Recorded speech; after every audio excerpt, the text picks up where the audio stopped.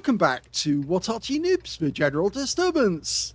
This is the Manticore, the Tier 10 British light tank. It's located on the south spawn of Serene Coast, and this one is under the command of Aurorik78 of SAMS. Game on! Well, we're lucky because we haven't just got one replay or two, we've actually got 3 replays featuring the master of light tanks, Aurorik78. Yes, the gentleman who's been on several, more than a few, replays which were put out by the mighty Jingles, and he's spectacular when it comes to light tanks. He really knows his stuff.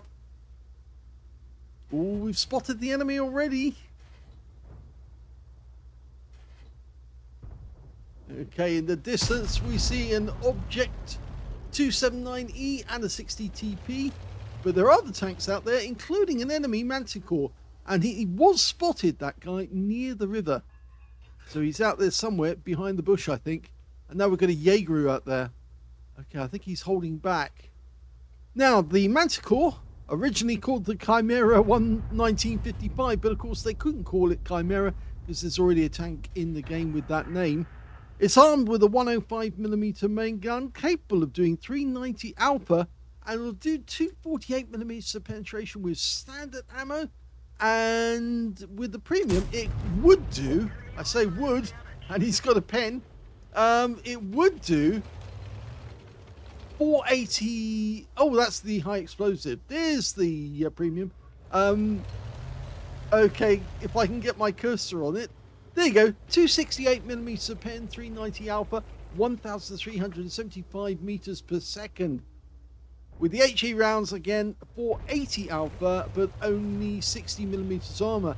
Now, this tank will only carry 20 rounds in total, and Aurorik only likes using standard ammo. He thinks that if you can't aim accurately at the weak spots, then what are you doing? You don't need to use premium rounds to make up the difference. All you need to do is put the correct standard ammo in the right spot, and you can get a penetration. So he's a master because, of course, he maximizes his credits every game by getting the right shell in the right spot. He's spotting those enemies over on the other side of the railway line at the moment, way over on the other side of the map. But he's got no shots on them. He did get around into the Manticore, and he did get around into the Jaeger. And he's now spotting that 279E again, making his way down the peninsula.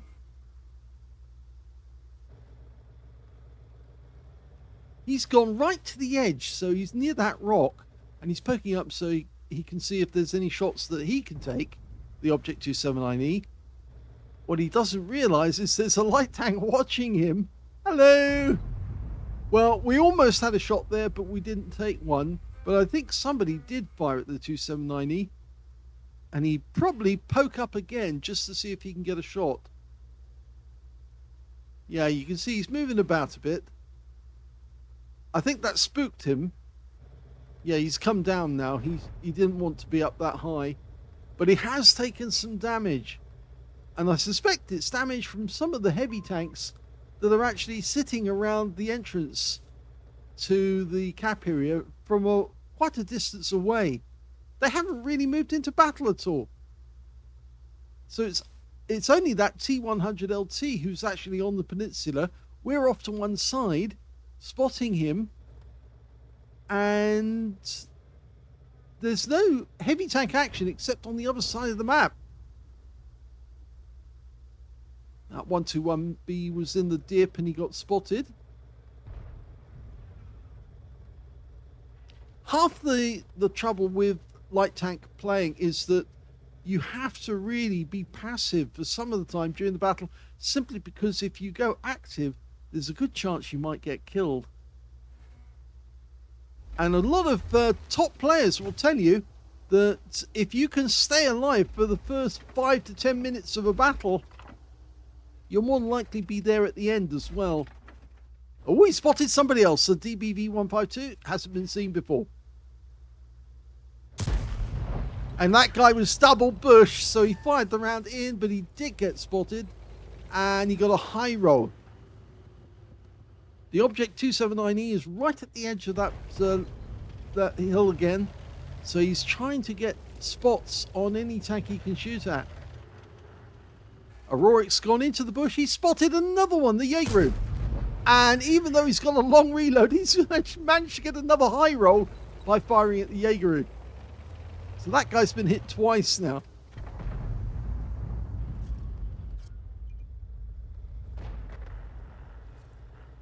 We're 3 down on the enemy at the moment, so obviously the rest of our players are probably not as experienced as we would like. But have we got a shot here? Yes, we have. We've been spotted. Ow! We took around from the 121B, but the 121B was terminated, and we got the kill. I think that shell went in through the lower plate, but he knew where we were, and of course he worked on that basis, went up, dialed in, fired almost instantaneously. Aurorik's had to move away from that spot now. It's too well known, but he's trying to get to a position where he can be useful, and that would actually be on the other side of the map at the moment, because the enemy has managed to capture most of the west side of the map. There's an Object 430U, which is the tier 10 medium tank, is actually getting very close to our cap area. Okay, he's found him. Oh, didn't expect to get spotted, but he wasn't spotted. Well, that's interesting. He wasn't seen. And okay, the Death Star spotted him. He's gone up, blasted his gun, but let's have a look. That's through the lower plate of the 430U. He's not going to be happy. And that was a high roll as well. And I think now, working with the Death Star, this 430 is going to be regretting his life choices. And another hit. And another high roll. Yep, this Death Star is definitely encouraged. And that's a kill there. And it was the Death Star who got the kill, so he'll be happy. Thanks a lot. And yeah, and this communication, that's good. And the Arty's happy, of course, because now he can go back to the position he was in before. Okay, where's Aurorik going to go next? He's been a real help getting rid of that 430U. And he did it stealthily, because the 430U never saw him while he was there. Oh, look at this. We've got another one.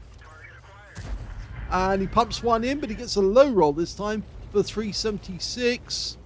We can't anticipate the help of the FV215B 183 at the moment. The Death Star might be occupied, but he's got to watch out because, oh, and here comes the DBV. We do get hit by his big gun for 744, and we've got another DBV just around the corner now. So although he got a kill, he really does need help now. And there's a lot of his team could come and help him, but they're just not doing it. Look at that. It's a Greta 15, a DBV 152, a Death Star obviously helped that guy before, but they're not really helping him, and they should be, because he's only a light tank. He's only got a 105mm main gun, he's only got a limited number of shells, and he's got half his ammo left, and he's asking for help this time. And they really do need to give it to him, because after all, he's already got rid of one. Oh, now he got that in and he didn't get spotted, and the Death Star kills the DBV, so he set him up. The DBV was fully occupied with killing a Manticore and didn't realize that Death Star was about to terminate him, and so he set that guy up. He said, look at my hands, they're moving, I've got the shiny things, and then the guy just gets blown out of existence by a Death Star who's staring him in the face, and he just had no idea that he was there until it was too late and it was all over. But now he's gone Arty hunting. Now, with this thing's reload, 13.42 seconds is the standard reload, and he's got 11.63 Aurorik. Can he get a kill?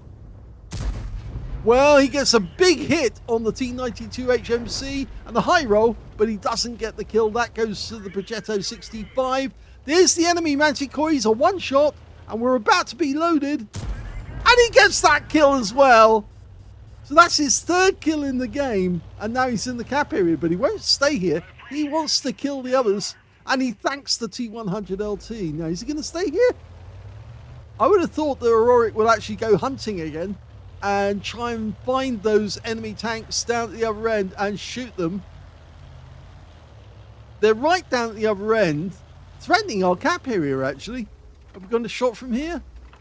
Not really. Oh, yes, maybe, on the 279E. Now, can this 105mm main gun, the L7A1, I think it is, can he get a hit? It's only the top of the turret in the 279E showing. Not easy. That would be a very, very difficult shot. So I think he's decided to drive down there and get some damage. Not. Oh, he thought for a second about that. He almost went into the water, which would have been terminal. Now, have those guys finished down there, or are they still moving about trying to get a position? The T100LT is now sitting at the other end watching them. They might try to come after the T100. There's the 60 TP. He's not in the open yet.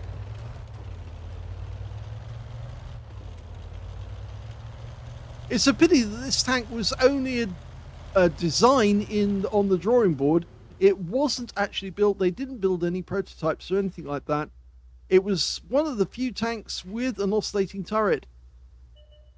Oh, there's the 279 again.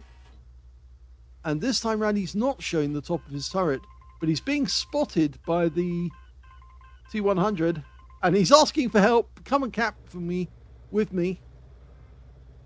All we've got is the Gorilla 15 holding him back. I think they could go to the cap, or get in the cap and finish this game without getting those last few kills. Yep, he's decided he's going to get into the cap with the Progetto, and if the T100 was to come and join him, they could finish the game, get it all over and done with, and get into another one. He really doesn't have a huge amount of hit points. One shot from the enemy and Aurorik would be out of the game. Lovely sliding turn. You can tell an expert in a tank when he does things like that, you know, when he does sliding turns precisely so that he can get the vehicle pointing in the right direction. Well, we're now putting pressure on the enemy. They have to come back. If they don't, we will definitely win this game.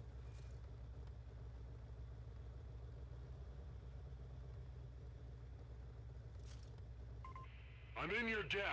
And he thanks him again. This is good communication to thank your teammates for doing the right thing. And you can see the enemy is at the other end. They've got no hope of winning this. And they're capping now, which isn't going to help them in any way. They can't win. Even if they put 2 in the cap, it's not going to help them because we got 2 up here. And within a few seconds, that's it. They've done it. They've won the game.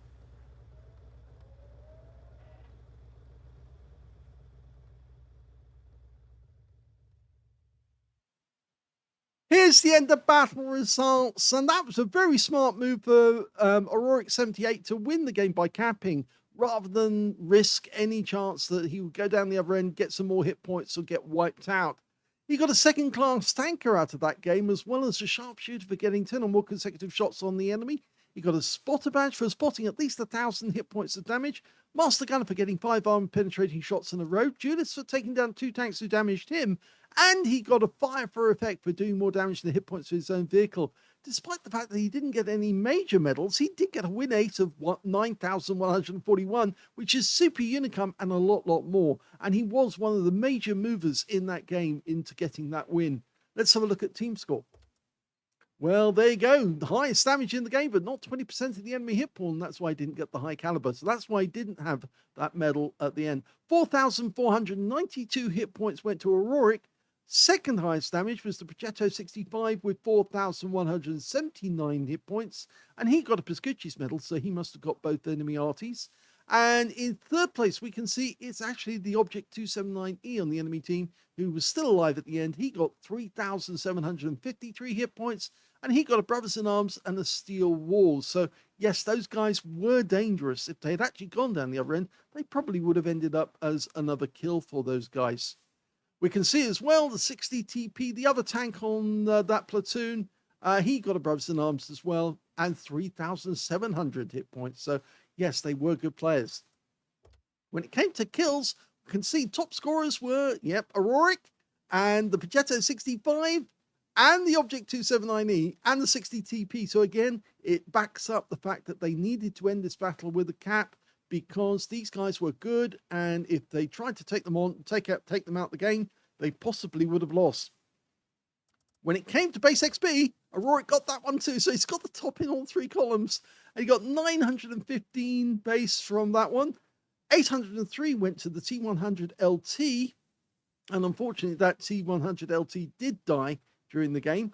And in 3rd place, it went to the Progetto 65, who got 711. So yes, just goes to show that the enemy did actually kill that T100 LT. He was watching the enemy for a lot of the battle, and he went down to try and get some more hit points, and it didn't work out so well for him. Aurorik fired 13 rounds. As I said, you only get 20 rounds in this tank, so he didn't use a huge amount. He still had 7 rounds left. He got 12 direct hits and 12 penetrations with that 105 millimeter gun. He actually earned 4,492 hit points of damage, of which 1,192 were at more than 300 meters. So you can see this gun does work quite well at long range.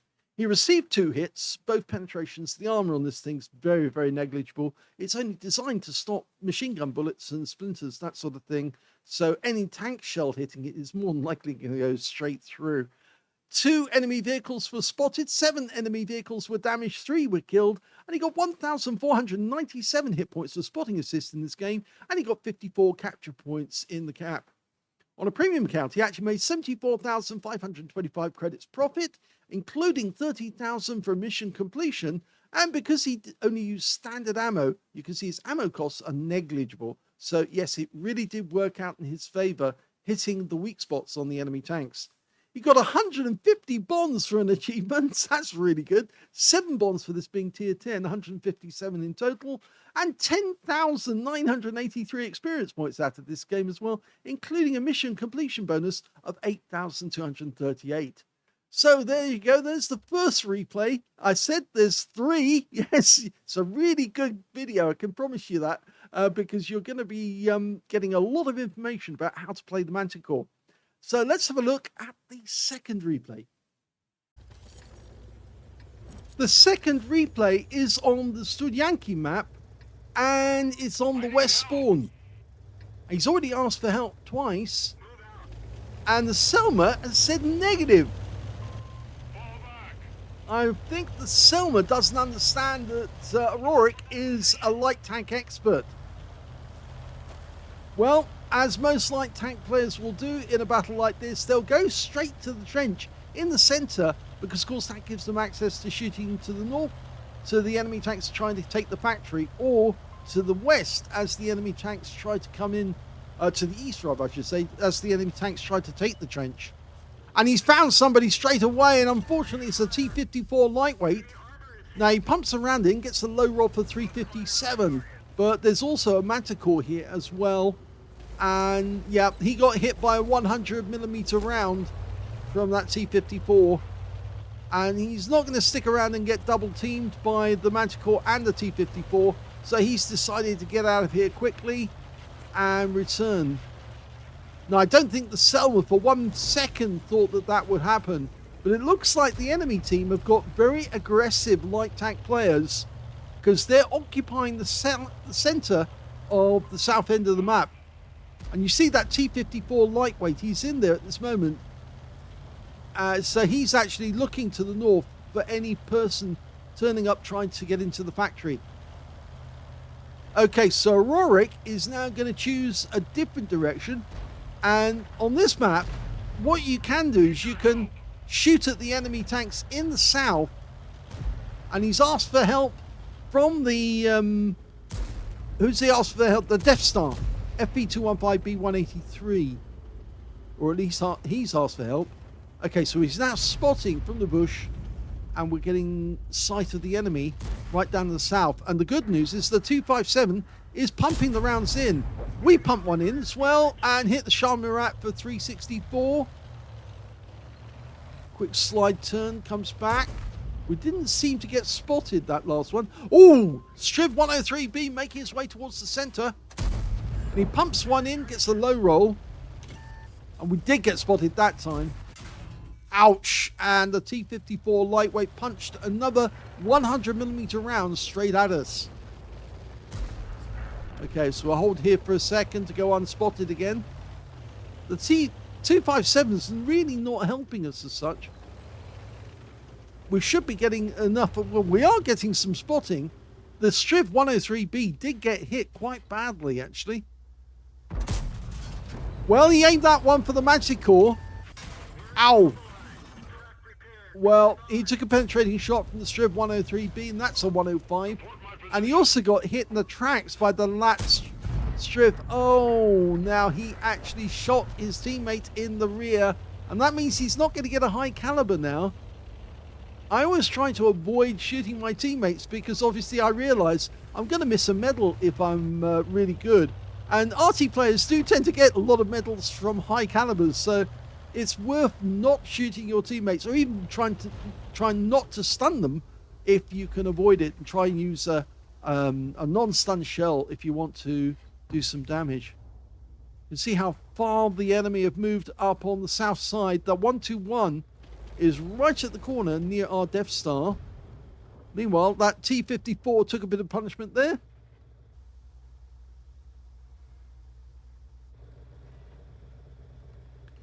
So at the moment, he's keeping active. Our guys are doing quite well up in the north. They've come out of the copse and they're pressuring the enemy right up in the north near the railway line. So it looks like we may have won the north end of this map. The enemy are doing well in the south, though. That's the problem. I'm not sure the enemy needs our help at the moment. Or rather, our north teammates need that help. The Selma, who was saying no, is obviously the light tank. He's still right down the far end, shooting at the enemy 705 in the rear.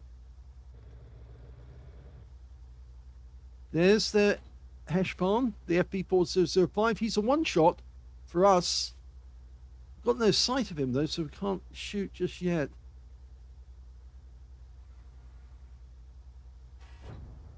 Oh, that T-54 is going to go down.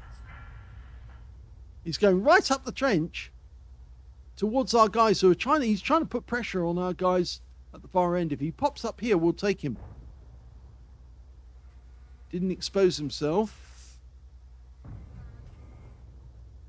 He might pop up. We do have a shot on the 705A, but at this range, it's going to be difficult to get a penetration.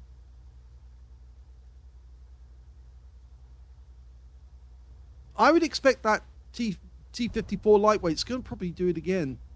He's trying to distract them. Yeah. And he seems to be doing a good job for the moment. He's also providing spotting for the enemy down at the other end.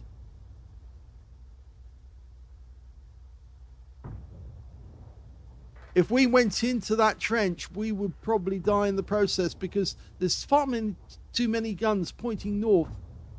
We've just lost our 263 on the other side of the railway line. Have we got a shot over there? No. There's that T-54 again, and he is a one-shot.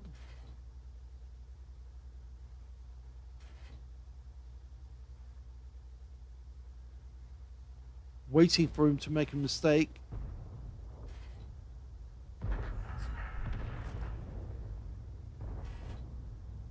Patience, patience. You have to be so patient as a light tank driver. You're waiting for the enemy to make a mistake so you can capitalize on it.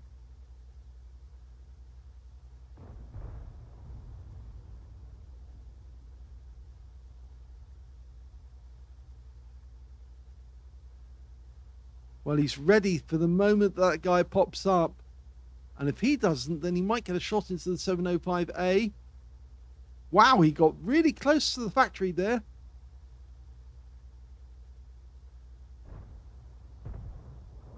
Oh, and there's two of them now. The Batchat 25T AP popped up. It is a tier 10 game with tier 9 tanks in it, but that's interesting. And they've just lost their Shah Murat. The T-54's headed south again. Maybe ask for help from the Batchat 25T AP.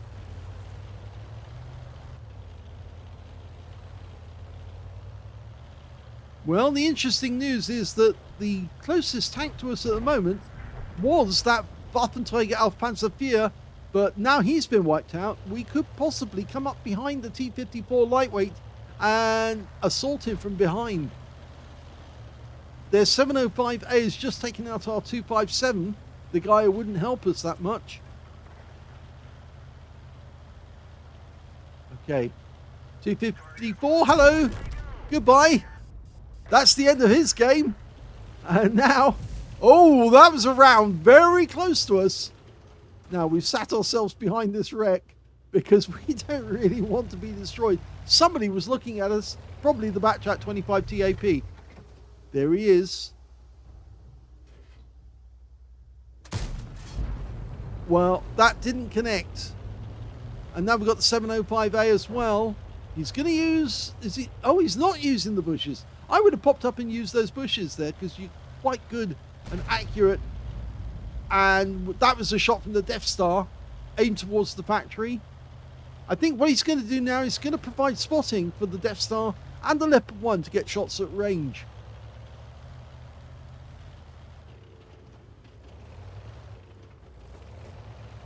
The question is which bush to go into.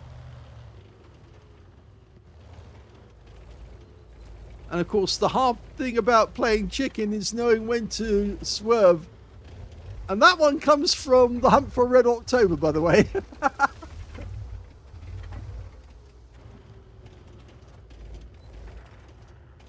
Yeah, he's going to sit here, wait for the enemy to come out the factory on this side, and then all hell's going to let loose as our guys behind us start firing at them.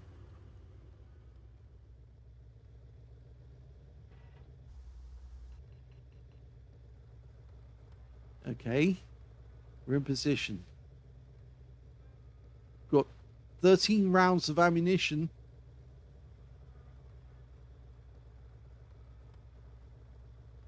Just having a quick look at this position. He's putting the guys, well, the Skoda and the Death Star have gone behind the bushes. He's pulling back.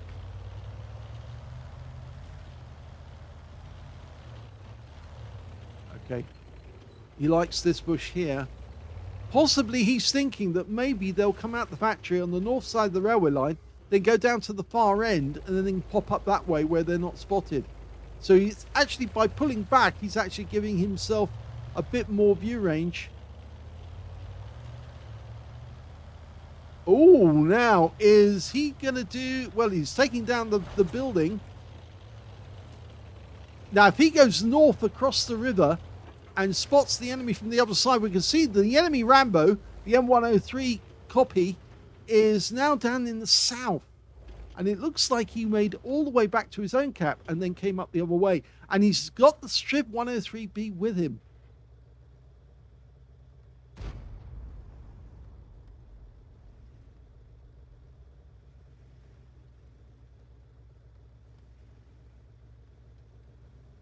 So there's only one tank destroyer that we don't know about. That's the Latsurf 120, the new flat pack. There he is. He's actually suddenly appeared. Oh, and he took damage from our Strip 103B. Withdraw from that position. He's telling the guy, pull back, because you are in danger there. Remember, that guy's got a 120mm gun, not a 105. Here's a one-shot now, though, that Strip. And now we can see the enemy. They're coming in from the other angle and pumps around into the Batchat. Did he get spotted? No, he didn't. So he can do it again after he's reloaded. A long reload. Ow, we just lost our Skoda T50. He fires blind. It was worth it.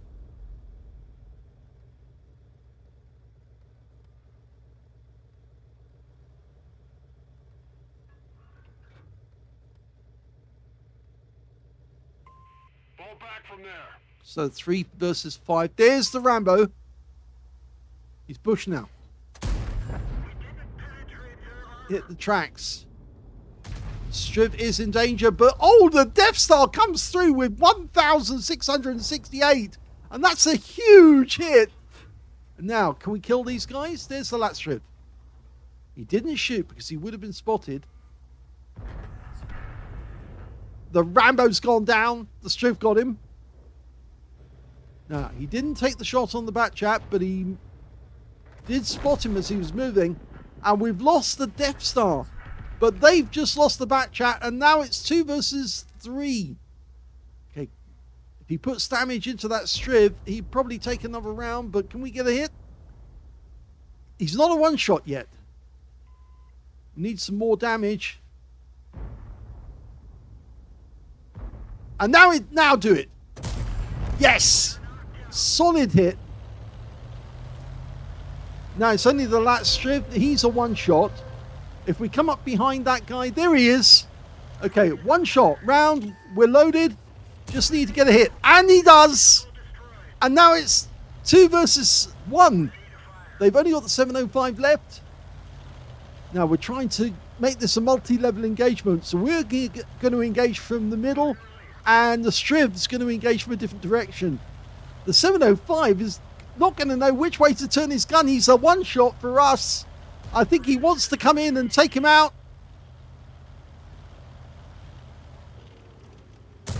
Yes! Nicely played. And he's won the game.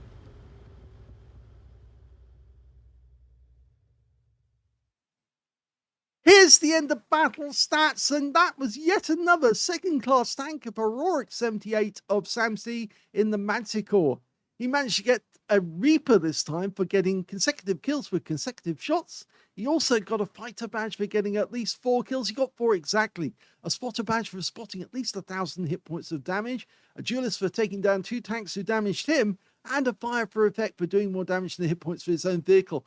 Finally, he got a Bruiser medal for getting at least 5 critical hits. In fact, he got 8. And his win rate in this battle, not as high as the last one, 3,400 this time, which is Super Unicum standard. Let's have a look at the team score. Well, he wasn't going to get the high caliber in this one, not with Death Star in there. That guy managed to get 4,296 hit points of damage out of the game. Second highest turned out to be the Striv 103B, his other contestant who was still alive at the end. He got 3,667. And the third highest damage, well, that goes to the 705A. Not 705A, it was a 705. But that was the tank that Aurorik killed right at the end of the game. That guy got a cool-headed and 3,661.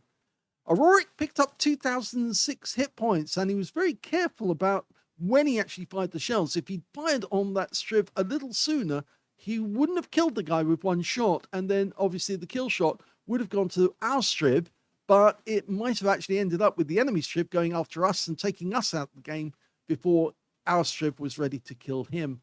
But anyway, when it came to kills, we can see he benefited from that one. 4 kills went to Aurorik.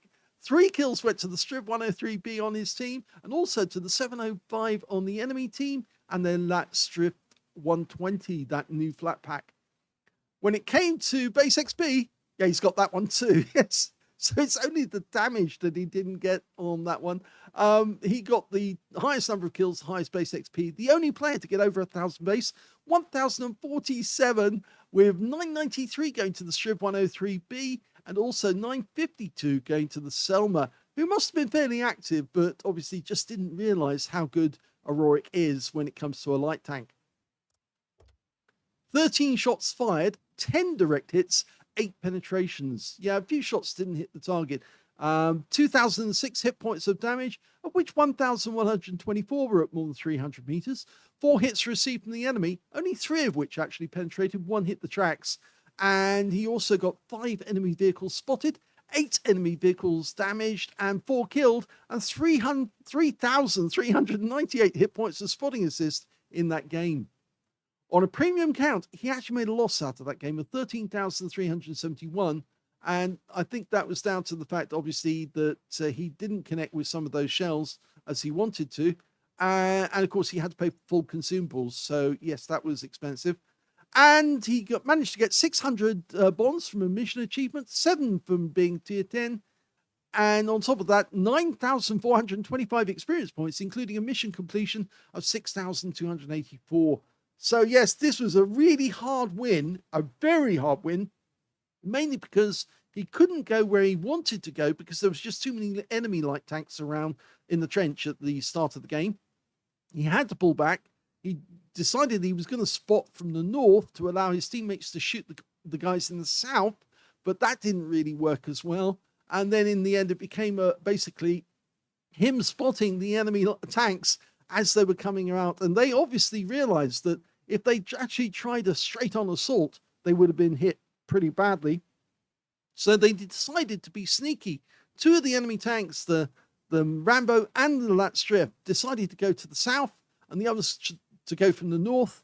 And in the end, it worked out to Aurorik's favor because he pulled back far enough that he could still spot the enemy tanks and enable his teammates to get damage.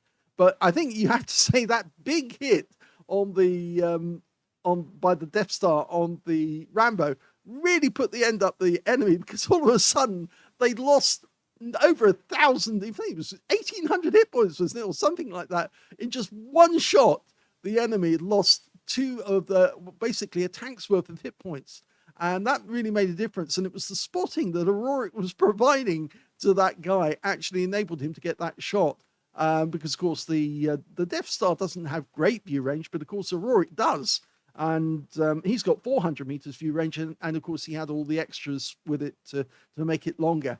But he saw that enemy Rambo coming in, and that's what enabled that Death Star to do his biz. And that really paid off in the end, in the long run. Plus, of course, his waiting for the right moment, knowing what his alpha was, he waited to the right moment that he knew that the Strip 103B on the enemy team was a one-shot, and then he took the guy out, and he guaranteed the kill. And that enabled then the Strip 103B to work with him on the last kill on that 705. I hope you enjoyed that replay. That one's a really good one. But we've got another replay for you. As I said, there's 3 in this video. And so let's have a look at the third battle. And in this game, we're on the Fisherman's Bay. And he's got 2 platoon members with him on this one. Kaido Sue is in the DBV 152. And Jean-Louis is that Shanguin? And he's also in SAMS. They're all in SAMS. And he's in the Guerrilla 15. So he's got 2 tank destroyers acting behind him whilst he does the spotting. And he's got the achievements awards all over, plastered all over the turret of his Manticore. Okay, he's managed to get a long way forward to spot on the enemy. This is really going to make it interesting. I didn't see the equipment. Hopefully we will find out what the equipment is, because I'm sure that Aurorik will provide that information for us once the video is up. Of course, he teaches players to actually play light tank, so obviously it's in his interest to tell people what he thinks is the best equipment to carry in specific light tanks.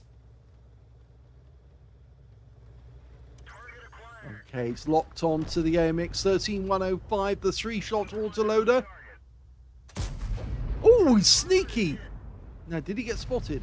No, he didn't. So he got a free shot there on the AMX 13105. Now, he needs to be careful about when he fires, just in case somebody's looking. Nope, nobody looking. Oh, but look at that. That was one of our teammates behind us. Our platoon mates got that hit. I reckon that happens to be Jean-Louis, because the Guerrilla does 750 and the DBV does a lot more on his alpha. Unfortunately, he attracted the fire of the Arty as well. In this game, the enemy Arty is a Batchat 155-58 and the T92 HMC. On our team, we've got the GWE 900 and the T92 HMC. And there goes the AMX. We have to move after this one. Possibility was that we would be spotted, but we weren't. Well, that's interesting. Unfortunately, we lost our Object 140 in that as well. Now, can he get back into the bush without being seen? Sorry about the sudden stutter. I think actually I've got major problems with my computer as well as with my body at the moment. As you all know, I'm actually suffering from heart problems, and things are not going so well. So there's a possibility I might be out of action for a few weeks. or a few days at least, if I have to be hospitalized to have a heart operation. But we'll wait and see. Hopefully, at the moment, it might just be something as similar to Jingles with a stent. Oh my god, he got another kill, and this time around an Object 268, but he had to move as quickly as possible. Ouch! And he moved towards an E50M, a tier 10, and he got a shot in. And yeah, the enemy Arty was watching. We know now the T92 is over on the east side of the map. Luckily, it was only a splash for 78 hit points, so not a big one. I'd be more worried about the E50M hit. In fact, oh, look at that. The Leopard tried as well. Apparently, he knew we were here in this bush. Okay, so we appear to be losing the town. I say appear to be losing the town. Looks like they've got a mouse, a can opener, in fact, 2 can openers, and they're pushing our guys back. But we do have a backup, which is the Heshbon, who's coming in from the south to assist the 260 in the IS-7.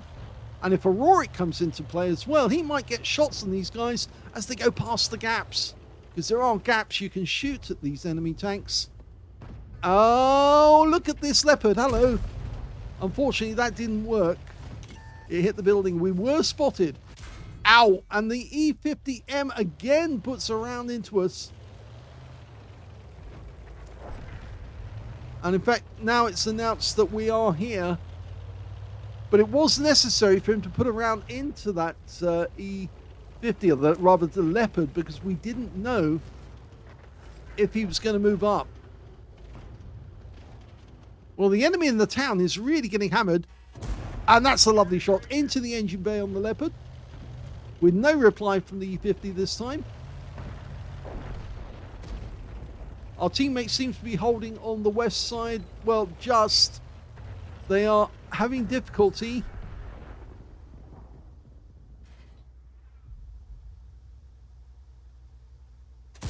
That's an engine bay shot on the 907.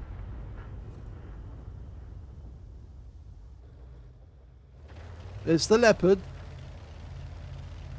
Now he can poke out and take a shot at that guy. No, you can't get one there, but you can on that. Yes! He gets the kill. That's his second kill of the game. And the 907 goes down to Kaidamasu. So he's got 2 kills. Aurorik's got 2 kills. Unfortunately, we lost Jean-Louis in the Gorilla 15. Okay, there's the enemy Hori. He takes a shot, and we use the bush mechanic for that one. He is picking up spotting as well. He's got 4,734 spotting. Already he's loaded. And he pumps another round up the rear of the Hori 3. That's a sort of departure, kick up the ass, saying we don't want you in our ground. Can he do another? No. Out of range. Just out of range. But the E50M, oh, somebody shot back along this azimuth. Yep, he did. He shot back. He knew where the shell came from. And the E50M, well, our Heshbon's moved up. And he wants a kill on that guy. He can wipe him out with just 1 shell. Now, can we get some damage? We work and make this a multi-level engagement. The E50M's going to get one of a hell of a shot. We can't see where he is at the moment. I think he may have pulled back.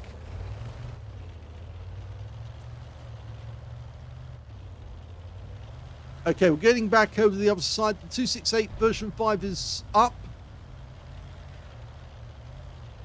We can see where the other Arty is as well. The batch at 155.58 is actually over on the west side of the map. So we've got the T92 on the east. And there's the E50M, so we can get him from the side. If we, well, we'd have to come out the bushes, and we'd more than likely get spotted if we did. He's getting close to the Heshbon. There's the AMX-13105 that we killed earlier. Okay, we didn't get spotted. And unfortunately, we lost the Heshbon. He was killed by the enemy Heshbon, so the E50M was spotting. Now we've got our teammate, Kaidamasu's in trouble. We're stopping to take a shot at the Ho-Ri. Unfortunately, we didn't get a shot, but the good news is that Kaidamasu managed to kill the 268 version 5. And now we're still 10 all, but we might get a shot on that E50M if we can see him. He's within our view range circles, and we've got the Heshbon in sight.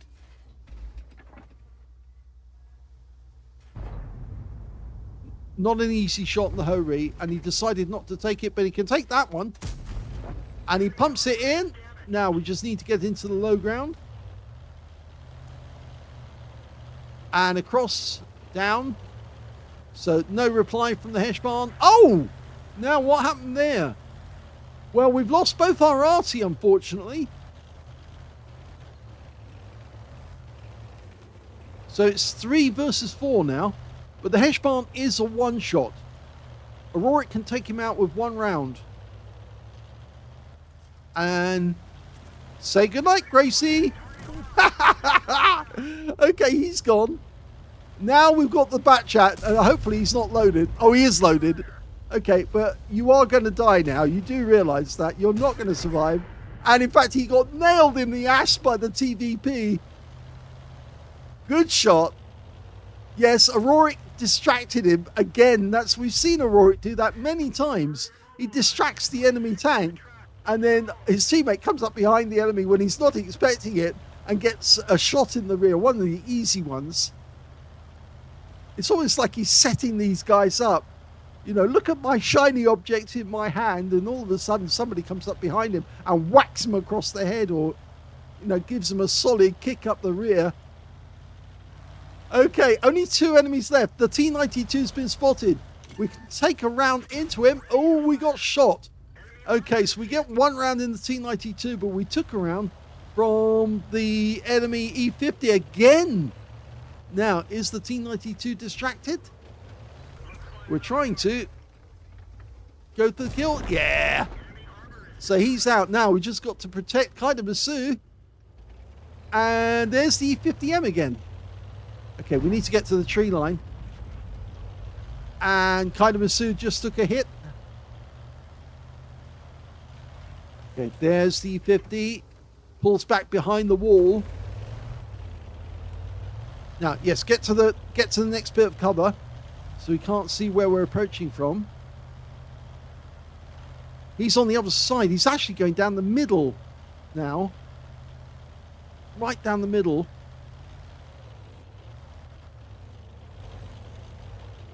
Here he is coming forward. He's looking. We're capping. He's trying to get a reset. Okay, so now we can come up behind him and plant 1 in him. Where are you? There he is. Oh, he's trying to get close to the cap. Okay. We could shoot through the wall, actually, but there you go. That's 1. He's a 1-shot now. Anyone? We've capped out and we've won. And that's the end of the game.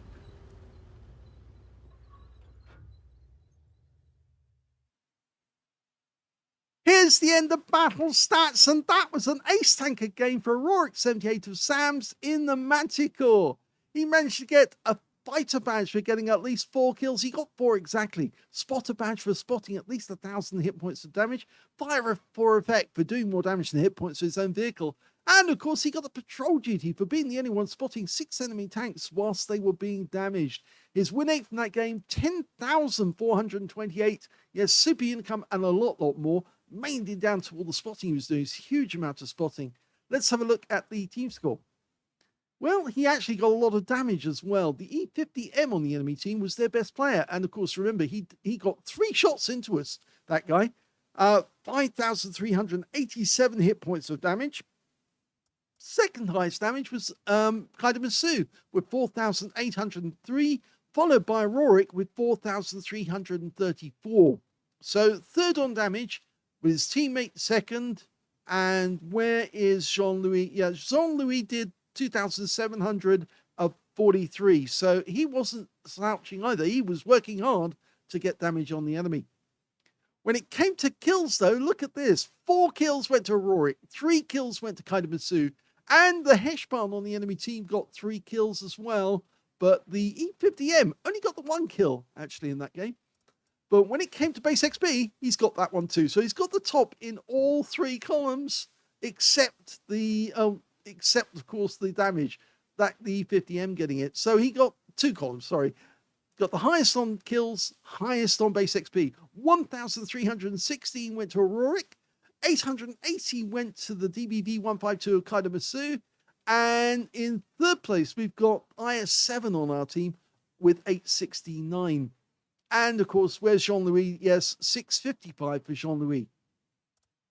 He fired 15 rounds, so he still have 5 rounds left at the end of the game. 12 direct hits and 12 penetrations. 4,334 hit points of damage, of which 1,097 were at more than 300 meters. He did receive 3 hits, all 3 penetrations, all 3 from the same tank, the E50M, their best player, the high scorer.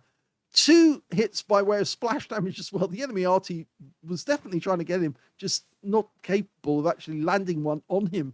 7 enemy vehicles spotted, 8 enemy vehicles damaged, 4 killed, and he got 6,155 hit points of spotting assist in that game. On a premium count, he actually made a profit of 58,777 credits, and he got 25 bonds for a mission achievement, 7 for being tier 10, 32 in total, and 5,922 experience points out of that game on a ×2 game, ×2 day.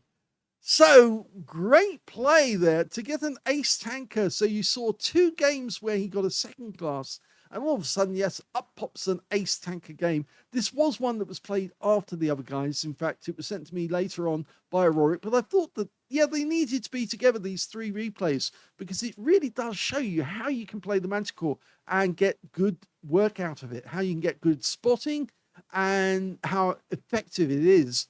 And remember, he was using standard ammo, not using premium rounds at all. So he's maximizing his credits every time he plays it.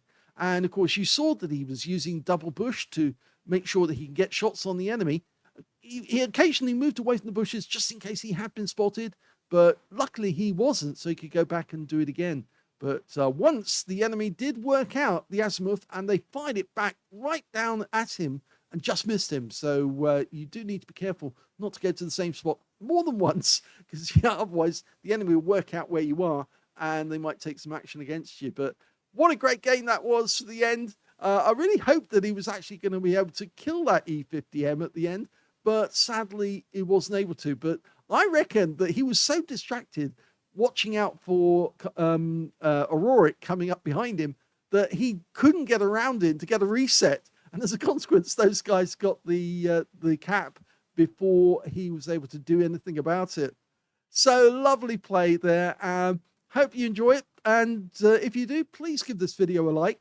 We've got more Aurorik games coming up. I've got a whole set with the T92, which happens to be Aurorik's favorite light tank. And we've got a couple of replays as well featuring the AMX CLC, so you can see how he plays lower tier light tanks. Hope you enjoyed this one. If you did, please give it a like and do leave some comments behind. Hopefully Aurorik will tell you which equipment he's using so that we can tell that to it, spread that around so other people know what he's using. And thank you for watching.